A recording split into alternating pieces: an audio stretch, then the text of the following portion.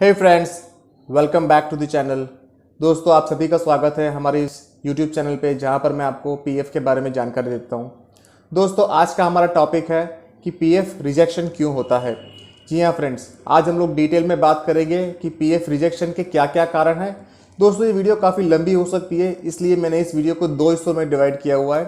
पहला एपिसोड आएगा जिसमें हम लोग बात करेंगे कि पीएफ रिजेक्शन के क्या क्या रीज़न है और क्यों वो रिजेक्ट होता है, और उसमें हमें हम लोग क्या एक्टिविटी ऐसा तो क्या करेंगे जिससे हमारा रिजेक्शन ना हो। दूसरे एपिसोड में दोस्तों हम लोग इसी टॉपिक को कंटिन्यू करेंगे, क्योंकि बहुत सारे रीज़न हैं जिसकी वजह से पीएफ रिजेक्ट होता है। अगर आप पीएफ एडवांस विड्रॉ कर रहे हो तो उसमें क्या क्या आपको चीज़ों का ध्यान रखना है जिसकी वजह से आपका एडवांस का पीएफ है वो कभी रिजेक्ट ना हो। दोस्तों, वीडियो की शुरुआत करें उससे पहले आप सभी से मेरी रिक्वेस्ट है कि अगर आप चैनल पर नए हो तो इस चैनल को सब्सक्राइब ज़रूर कीजिए, और वीडियो अच्छी लगे तो वीडियो को लाइक और शेयर आगे ज़रूर करते जाइएगा। दोस्तों, वीडियो की शुरुआत करते हैं। सबसे पहले हम लोग देखते हैं कि ऐसे कौन से रीज़न हैं जिसमें मैंने अपने एक्सपीरियंस के बेस पे मैंने कुछ पॉइंट आउट्स निकाले हैं कि ज़्यादातर मेरे नॉलेज में ऐसे रीजंस आए हैं जो कि फ्रीक्वेंटली आते हैं, जहाँ पे मुझे लगता है कि मेरे कई सारे व्यूवर्स जिसको इसका प्रॉब्लम होता है।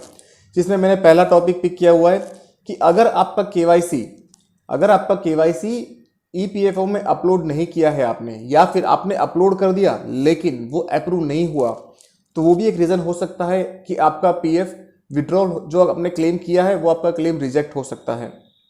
अगर आपको चेक करना है कि आपका केवाईसी अप्रूव है या रिजेक्ट है, वो किस तरीके से चेक करते हैं, तो उसके लिए ऊपर में आई बटन पे एक आपको वीडियो का लिंक दिखेगा जहां पर मैंने एक अलग से वीडियो बनाई है कि आप अपना केवाईसी किस तरीके से चेक कर सकते हैं। उसका लिंक मैं नीचे डिस्क्रिप्शन में भी दे दूंगा फ्रेंड्स। दूसरा टॉपिक है दोस्तों कि आपका जो आधार कार्ड में जो नेम डिस्प्ले हुआ है, आपका जो आधार कार्ड में जो नेम है, आपका वही नेम आपका पीएफ अकाउंट में होना चाहिए। रिसेंटली गवर्नमेंट ने एक नोटिफिकेशन दिया था कि आधार नेम के हिसाब से आपका पीएफ अकाउंट में जो नेम है वो होना चाहिए। अगर आपका उसमें इश्यू है, अगर वो मैच नहीं होता तो भी आपका पीएफ रिजेक्ट हो सकता है फ्रेंड्स। अगर वो किस तरीके से चेंज करना है तो उसके लिए आपको ज्वाइंट डिक्लेरेशन भरना होगा, या फिर आप ऑनलाइन जाके भी अपना नेम करेक्शन कर सकते हैं। उसके लिए भी मैंने सेपरेट वीडियो बनाई है, उसकी लिंक भी दोस्तों मैं नीचे दे दूंगा आपको। तीसरा और एक महत्वपूर्ण टॉपिक है जिसमें कई सारे हमारे व्यूवर्स ऐसे जिसको इस बात का शायद आइडिया नहीं होगा, और अगर है तो अच्छी बात है। वो पॉइंट है दोस्तों कि आपका जो बैंक अकाउंट नंबर जो है, उसमें जो आपके बैंक अकाउंट के जो डिजिट्स होते हैं, आइडियली किसी बैंक अकाउंट में 10 डिजिट का अकाउंट नंबर होता है, कहीं पे 12 डिजिट का अकाउंट नंबर होता है। लेकिन अगर हम लोग बात करें स्पेसिफिकली फॉर एसबीआई, तो एसबीआई के जो बैंक अकाउंट नंबर्स होते हैं, जो पुराने अकाउंट नंबर्स है, उसमें दोस्तों ये देखने में आया है कि वो अकाउंट नंबर के डिजिट कम होते हैं, तो वो आपका अकाउंट नंबर कहीं ना कहीं मैच नहीं होता। तो ये भी एक रीज़न है कि आपका पीएफ अकाउंट नंबर गलत होने की वजह से आपका पीएफ रिजेक्ट हो सकता है। दोस्तों, वीडियो में आगे बढ़े उससे पहले आपको मैं एक चीज़ और बता दूं कि आप जब भी आपका पीएफ का क्लेम करते हैं, अगर आप ऑनलाइन क्लेम करते हैं तो आप मेक श्योर रहे कि आपका केवाईसी अपडेटेड हो और वो आपके एम्प्लॉयर के थ्रू अप्रूव हो चुका हो, तो आपका क्लेम इजीली अप्रूव हो जाएगा। दूसरी और सबसे इंपॉर्टेंट चीज़ ये है दोस्तों कि आप अगर ऑफलाइन क्लेम करते हो तो ऑफलाइन क्लेम में आपका जो डॉक्यूमेंट आप देते हो, जैसे आपने अपना आधार कार्ड नंबर दे दिया, आपने अपना बैंक डिटेल्स दे दिया। अब बैंक डिटेल्स में आपको दो चीज़ें देनी होती है, या तो आप अपना कैंसल चेक का कॉपी दे सकते हो, या फिर आप अपना बैंक का पासबुक दे सकते हो। अगर आप कैंसल चेक की कॉपी दे रहे हो तो मेक श्योर करें कि आपका जो चेक है, आपकी जो चेक लीफ होगी उसके ऊपर आपका नेम प्रिंटेड होना चाहिए, ताकि ये प्रूफ हो जाए कि ये बैंक अकाउंट नंबर आप ही का है। और दूसरी चीज़, वो अकाउंट नंबर सिंगल होल्डर होना चाहिए, जॉइंट अकाउंट नहीं होना चाहिए फ्रेंड्स। अगर जॉइंट अकाउंट होगा तो पीएफ का पैसा ट्रांसफर नहीं होगा। उसके पीछे का कारण ये है कि पीएफ ऑफिस को ये लगता है कि आप जो अकाउंट नंबर दे रहे हो वो आपके अलावा कोई और भी यूज़ करता है, और आपका पीएफ का पैसा आपका खुद का है, वो कोई और इसका पैसा विड्रॉ नहीं कर सकता। तो इस कंडीशन में आपको आपका single account holder number, account का डिटेल्स देना है। आपका जो चेकबुक है और चेकबुक पे आपका नेम प्रिंटेड होना चाहिए।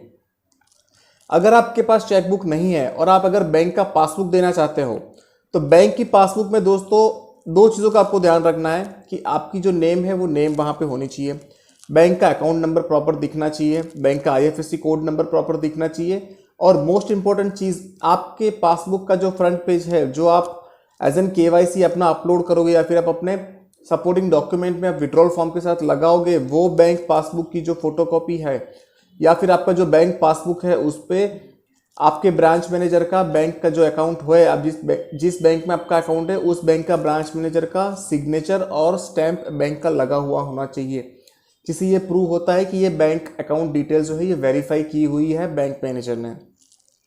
दोस्तों चीज़ें काफ़ी छोटी छोटी है, लेकिन ये सारी रीज़न की वजह से आपका पीएफ का पैसा विड्रॉल नहीं हो पाएगा फ्रेंड्स। अब बात करते हैं एक ऐसे टॉपिक पे जहाँ पे कई बार आपको खुद को पता नहीं होता लेकिन आपका पीएफ क्लेम रिजेक्ट हो जाता है। वो कंडीशन आती है ओवरलैपिंग की। ओवरलैपिंग क्या होता है? मान लो कि आपने एक कंपनी में फॉर एग्जाम्पल मार्च 2021 को आपने वहां से जॉब छोड़ दी। अभी दूसरी कंपनी आपने ज्वाइन की, वहां पर आपने ज्वाइन किया 21 मार्च 2021। मतलब क्या होगा कि आपका मार्च महीने का जो कंट्रीब्यूशन है वो दो अलग अलग कंपनी से आपके पीएफ अकाउंट में आएगा। अभी उस कंडीशन में क्या होता है कि आपकी पुरानी कंपनी में आपका पीएफ का एग्जिट डेट होगा, वो होगा आपका 20 मार्च 2021, जो कि आपका एक्चुअल डेट है। और आपके एम्प्लॉयर ने गलती से वो डेट अपडेट कर दी 31 मार्च 2021, या फिर उन्होंने मतलब इंटेंशनली वो डेट को 31 मार्च 21 करके जाने दिया। अब क्या होगा? आपकी नई कंपनी में आपका जो डेट ऑफ ज्वाइनिंग है वो है 21 मार्च 2021। आपकी पुरानी कंपनी में जो आपका एग्जिट डेट अपलोड हुआ है पीएफ अकाउंट में वो हुआ है 31 मार्च 2021। इस कंडीशन में दोस्तों क्या होता है कि आपका जो पीएफ में जो आपका कंट्रीब्यूशन डिपॉजिट होता है वो ओवरलैप कर जाता है कि 21 मार्च से लेके 31 मार्च तक का जो ड्यूरेशन है उस ड्यूरेशन में आपका दो कंपनी से कंट्रीब्यूशन आया है। तो उस केस में आपको दोस्तों ये ध्यान रखना है कि आप अपने एम्प्लॉयर को बोलिए कि आपका जो एग्जिट डेट जिस दिन आपने नौकरी छोड़ी वही रखे, उसके बाद की डेट ना डालें। और अगर आपको ऐसा हो चुका है, ऑलरेडी आपके पास ये इंसिडेंट हो चुका है, तो उसको ठीक कैसे करेंगे? उसको ठीक करने के लिए दोस्तों आपको जॉइंट डिक्लेरेशन का फॉर्म भरना होगा, जहां पर आपको आपकी पिछली कंपनी की एक्चुअल डेट ऑफ लिविंग डालनी पड़ेगी, आपकी पिछली कंपनी का पीएफ नंबर, यूएन नंबर सब मेंशन करना पड़ेगा। और वहां जाके आपको आपकी पिछली कंपनी की जो गलत डेट ऑफ लिविंग चढ़ी है उसको सुधारना पड़ेगा। अगर ये कर दोगे तो आपका ये वाला जो ओवरलैपिंग का जो एरर आता है वो एरर आपका सॉल्व हो जाएगा और आपका पीएफ विड्रॉल हो जाएगा। दोस्तों आज की वीडियो का ये आखिरी टॉपिक है कि पेंशन अगर आपका विड्रॉ नहीं हो रहा है तो पेंशन विड्रॉ ना होने का रीजन क्या? तो कई बार दोस्तों क्या होता है ना कि पेंशन अगर आपको विड्रॉ करना है आपका मिनिमम सर्विस होना चाहिए। जो मिनिमम सर्विस आपका होता है 6 महीने का। अगर किसी एम्प्लॉय ने किसी ऑर्गेनाइजेशन के अंदर 6 महीने से कम काम किया हुआ है तो उस कंडीशन में आपका पेंशन का पैसा विड्रॉ नहीं हो पाएगा फ्रेंड्स। तो आपको अगर किसी कंपनी में अगर आप चेंज कर रहे हो जॉब तो 6 महीना मिनिमम कीजिए ताकि आपको आपका पेंशन का पैसा विड्रॉल मिल जाए। और अगर उसके पहले अगर आप जॉब छोड़ते हो तो आपका पेंशन का पैसा फ्रेंड्स आपको नहीं मिलेगा। दोस्तों वीडियो काफ़ी लंबी हो रही है इसलिए इसको हमने 2 एपिसोड में डिवाइड किया है। अगला एपिसोड जो होगा वो हम लोग नेक्स्ट वीक रिलीज करेंगे।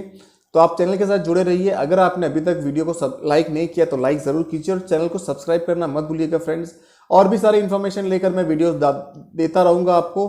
वीडियो को यहाँ तक देखने के लिए बहुत बहुत शुक्रिया फ्रेंड्स। Thank you.